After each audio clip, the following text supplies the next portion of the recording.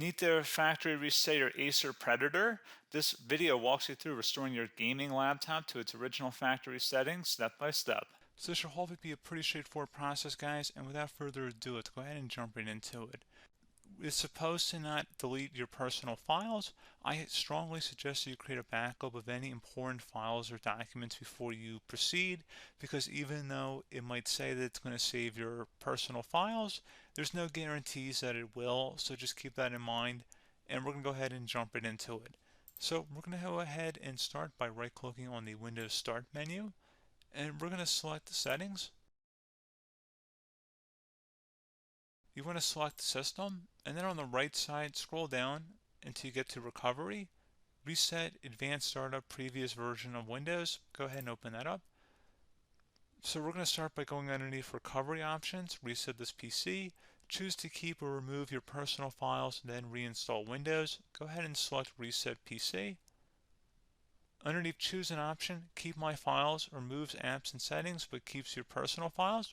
Now, like I said, there's no guarantee, but you still want to create a backup, but we are going to select that for today's tutorial here.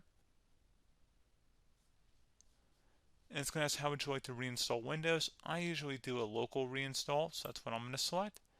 And current settings is going to reinstall Windows from this device, and then we're going to select next again. This shouldn't take too long here, guys. And resetting will change settings back to their default, keep personal files, reinstall Windows from this device, remove all apps and programs, and you can also view what apps will be removed. This will take some time and your PC will restart. These are the apps that will be removed, so take note of that. So you're definitely going to have to reinstall some stuff once it's done. So it looks like I accidentally closed out of there, so I'm just going to go back to exactly where we were. And we're just going to go ahead and proceed with the reset here and select reset.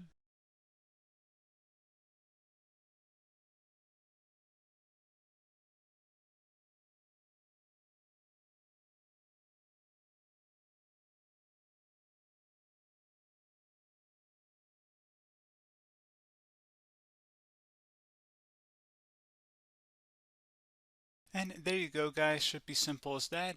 Go ahead and reinstall any of the applications that were removed. You can see a list of them by clicking on the link that's going to be on our desktop here. And that's pretty much it, guys. So, as always, thank you for watching this brief tutorial.